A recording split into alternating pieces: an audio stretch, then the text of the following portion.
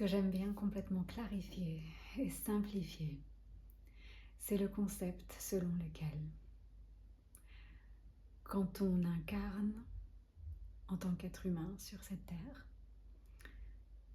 on dépend pour sa survie de la ressource d'amour, de puissance, de sécurité, de la part de nos autres êtres humains, les parents en l'occurrence, ou les gens qui s'occupent de nous. Et c'est donc une source horizontale de sécurité, amour, confiance, puissance, abondance, joie. Voilà, tout vient de l'extérieur physique, matériel, de ce qui se voit. Sauf que la vraie source de cet amour, cette puissance, cette sécurité, elle est verticale dans le sens où c'est quelque chose de spirituel, de non matériel. C'est de l'ordre de l'esprit, c'est de l'ordre de l'invisible, c'est de l'ordre de ce qui vient de l'intérieur. Et ça ne peut que être là dans son expérience quand on sait que c'est là, puisqu'on ne le voit pas. Donc il faut, en tant qu'être humain, savoir que c'est là pour pouvoir le ressentir. Et l'éveil spirituel, c'est se rendre compte que cet amour, cette sécurité, ce fait d'être prise en charge, d'être complètement en sécurité, pris en charge et dans sa toute-puissance, ça ne vient en fait jamais de l'extérieur, de l'horizontal, de nos pères, de nos pères PAIR, de nos autres êtres humains, mais que de l'intérieur, de cette verticalité, de cette connexion divine à quelque chose d'invisible, à une source de puissance, d'amour, de sécurité, à une intelligence supérieure, une force intelligente qui orchestre tout ça et qui est en fait notre source, qui est en fait qui nous sommes en dessous et au-delà de cette existence matérielle terrestre. C'est quand on se rend compte que ça ne vient pas de l'extérieur mais de l'intérieur, de se savoir que cette force intelligente est là,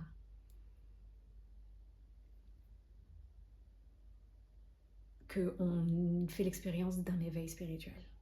Et ensuite, on ne s'arrête pas de grandir dans cette conscience intérieure. C'est-à-dire que après un éveil spirituel, il y en a des milliers d'autres qui surviennent, puisque il y a une infinité de niveaux de savoir de cette source intérieure. Et c'est pas que des niveaux d'intensité de savoir, des niveaux où on sait de plus en plus qu'on est relié à cette source intérieure. C'est aussi multidimensionnel. Et en fait, chaque dimension se parle. Et quand je parle de dimension, je parle des dimensions humaines, dans le sens où il y a le corps émotionnel d'un être humain. Donc, se rendre compte que la source de sécurité n'est pas, et d'amour et tout ça, n'est pas extérieure et horizontale, mais est verticale et intérieure. Au niveau émotionnel de l'être humain, c'est devenir le témoin qui permet à l'émotion de se vivre à l'intérieur et de n'y attacher aucune signification. Cette présence à l'émotion qui bouge. Au niveau physique, somatique, c'est un petit peu la même chose, c'est devenir le témoin de ses sensations.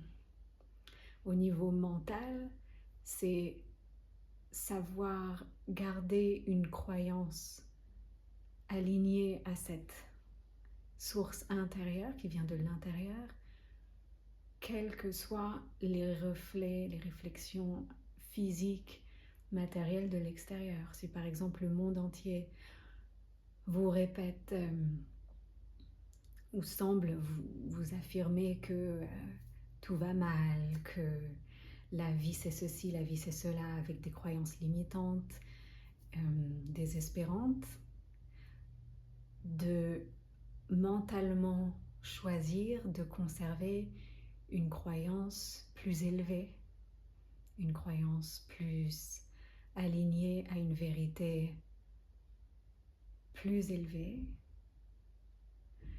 à l'intérieur. Donc ça, c'est un travail mental. Donc il y a le travail mental, il y a le travail émotionnel, il y a le travail somatique. Il y a aussi un travail énergétique qui peut se faire, où l'on permet au flux énergétique du corps de se faire librement, avoir conscience des endroits où ces flux-là sont bloqués. Et à travers la présence et un travail énergétique de libération de ces blocages, de permettre au flux à nouveau de circuler. C'est ce que font les maîtres de médecine chinoise, par exemple. Mais il y a d'autres formes de circulation énergétique. Il y a énormément d'écoles différentes. Donc, tout ça sont les différents aspects d'un être humain, l'émotionnel, le somatique, l'énergétique, le spirituel, le mental. Et à tous ces niveaux-là, il y a un éveil qui peut se faire. Et chacun de ces éveils, de ce réalignement de horizontal à vertical,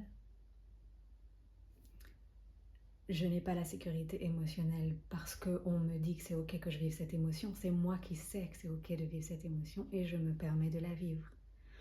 Je n'ai pas de source horizontale de sécurité dans mon système nerveux. C'est moi qui informe, qui fait le travail d'informer à mon système nerveux que je suis en sécurité maintenant, à travers les exercices que je connais. Ce n'est pas l'extérieur qui me confirme que je suis, que j'ai de la valeur, que je suis valide, que j'ai le droit de m'exprimer, que je suis en sécurité, que l'on m'aime. C'est moi qui sais que je suis d'une valeur infinie et non mesurable, que je suis aimée à l'infini et inconditionnellement, que je suis en sécurité et prise en charge par cette intelligence supérieure qui orchestre tout ça. Voilà, tout ce réalignement de l'horizontal au vertical, de l'extérieur à l'intérieur, est ce qu'on appelle un éveil, une réalisation, un détachement des attachements qu'on s'était formés avec l'extérieur matériel. On s'en détache pour trouver un attachement sain intérieur. Et cet éveil-là peut se faire à différentes intensités. Il y a un nombre infini de couches d'apprentissage, de réalisation, plutôt de désapprentissage de ces liens à l'extérieur pour renforcer ce savoir intérieur. Il y a un nombre infini de couches de désapprentissage, de déconditionnement. Ça atteint notre système nerveux, ça atteint nos émotions, ça atteint le monde de nos pensées, ça atteint le monde de notre énergie.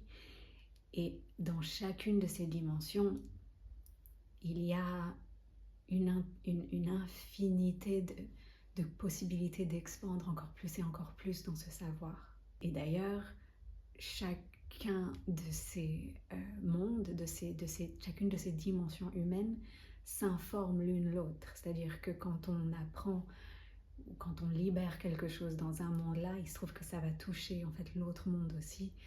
Et tout d'un coup, on se rend compte que de façon holistique, tout est en train de se libérer et de se réaligner à une vérité plus élevée. On dit plus élevée, c'est très intéressant. Pourquoi on dit plus élevée? On dit plus élevée parce que cette vérité de source intérieure, de verticalité, de connexion infinie et éternelle à une divinité qui nous prend en charge et qui nous aime inconditionnellement et qui fait qu'on est en sécurité, en abondance et en puissance par le fait de savoir ça constamment, de s'en remémorer constamment.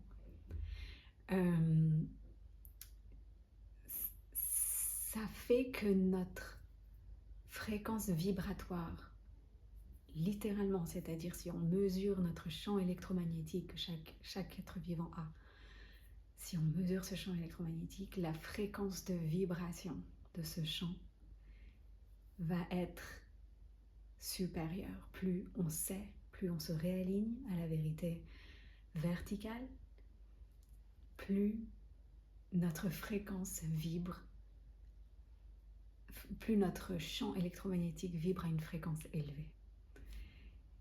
Et il se trouve, comme de par hasard, que quand on s'aligne de plus en plus, parce que, encore une fois, il n'y a pas de... On n'est jamais arrivé, il y a toujours plus à savoir. Mais plus on élève notre fréquence à chaque dimension de notre être,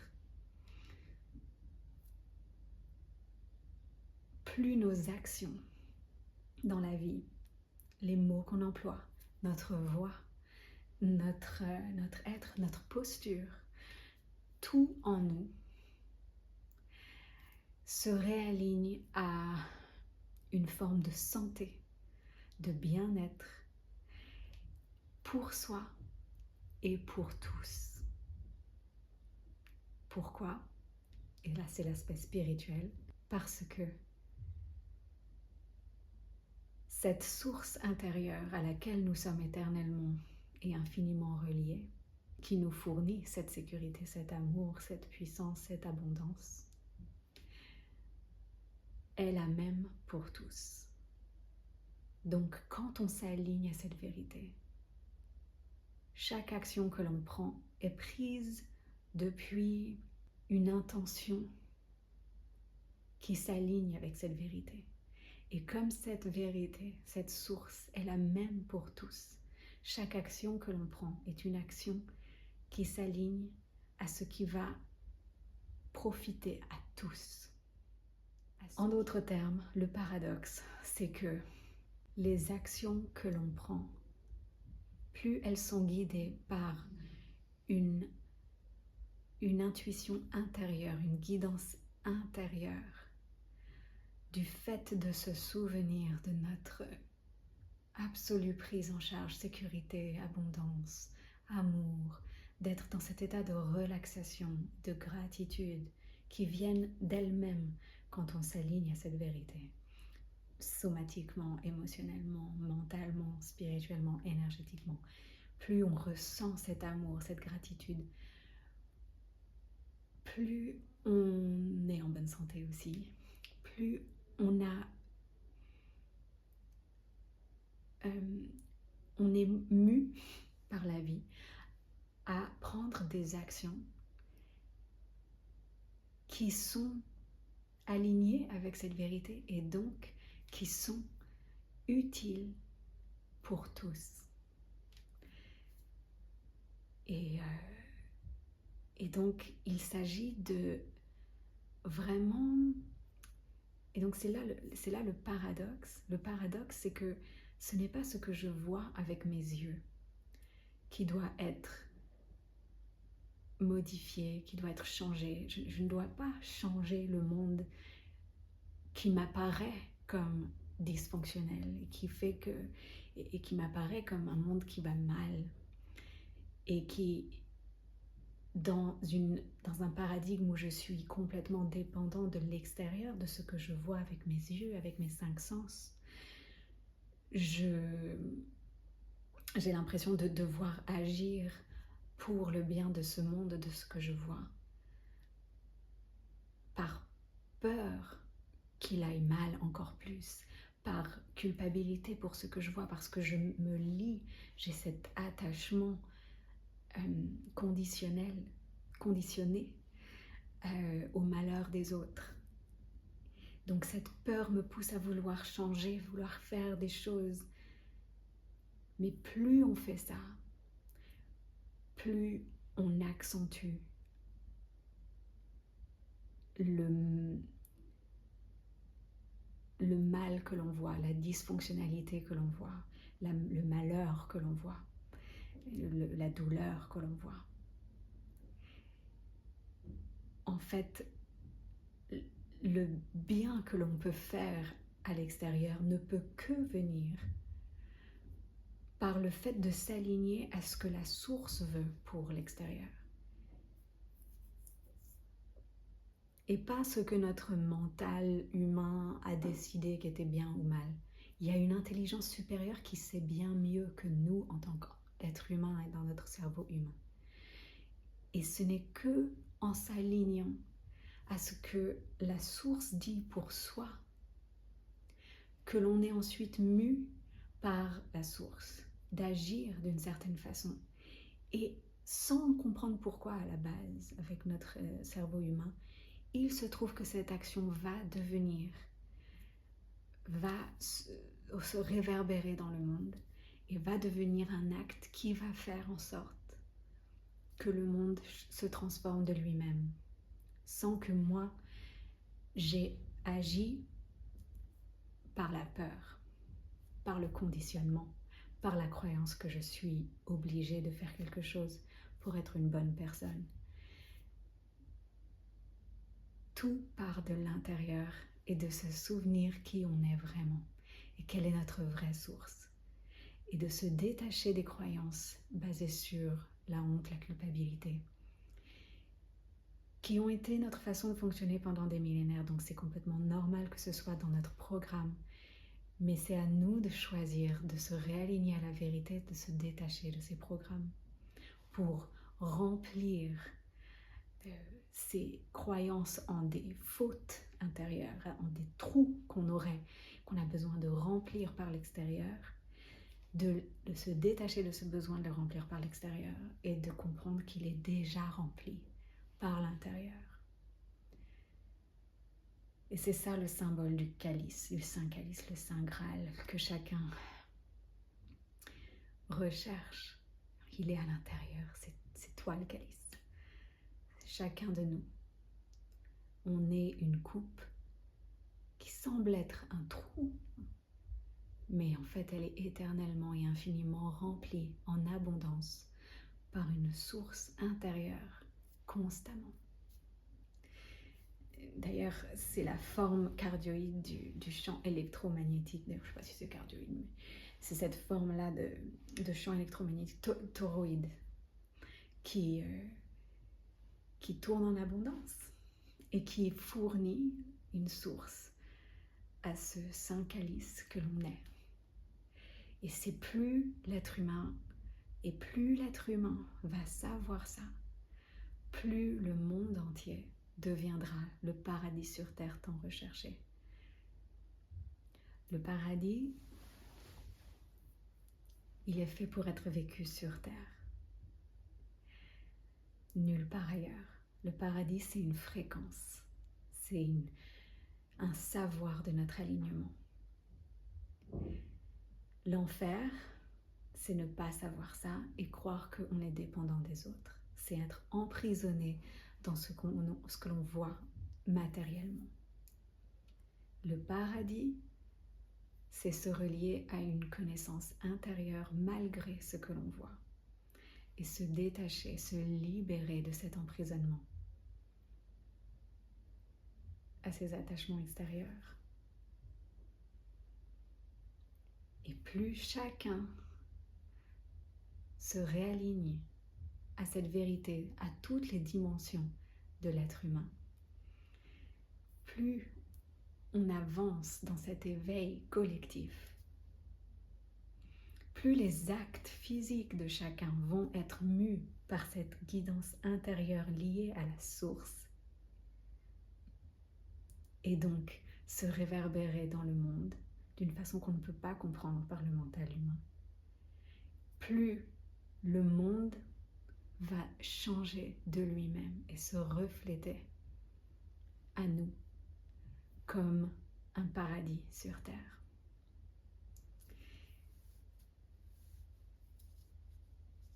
Et quand on a passé des millénaires à réprimer énormément de choses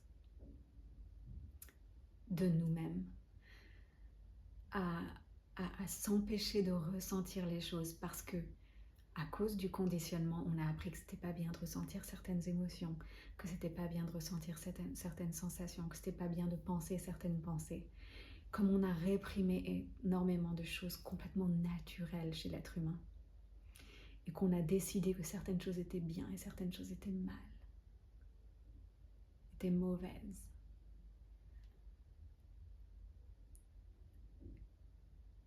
Avant de pouvoir faire l'expérience de ce paradis sur Terre dans le matériel et de le voir reflété dans notre réalité, il va falloir tenir cette croyance, ce savoir de la source intérieure chez chacun qui nous fournit constamment, pendant que tout ce qui a été réprimé remonte à la surface. Et c'est très douloureux quand ça fait des millénaires qu'on réprime, qu'on a appris à réprimer.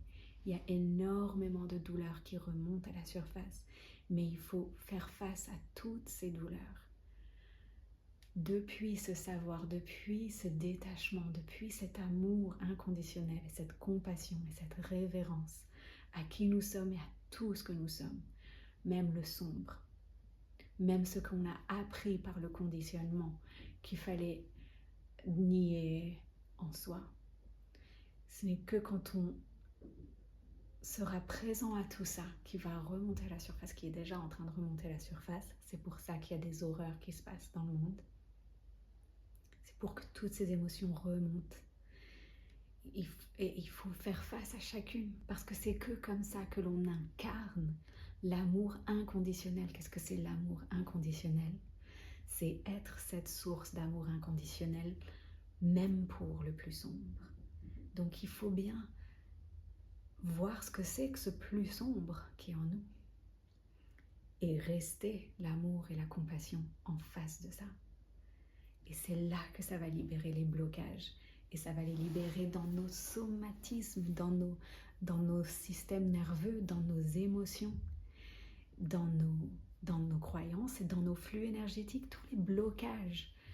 On parle de chakras, les chakras bloqués. Tout ça, c'est des choses réprimées, des émotions réprimées qui ont envie d'être libérées. Et c'est que comme ça qu'on peut le faire. C'est en étant présent à tout ce qui remonte à la surface pour que le flux puisse circuler.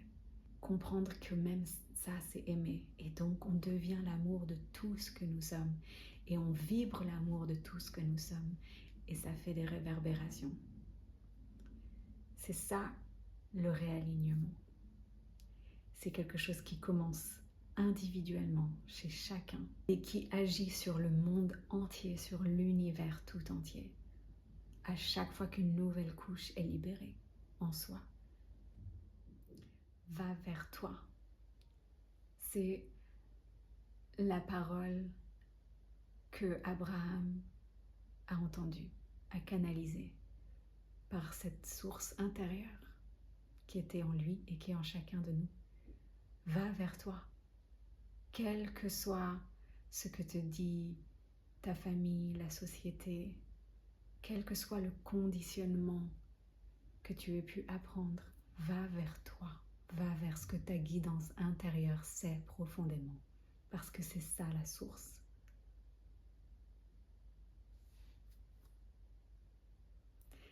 Et c'est ça qui agit pour le bien de tous.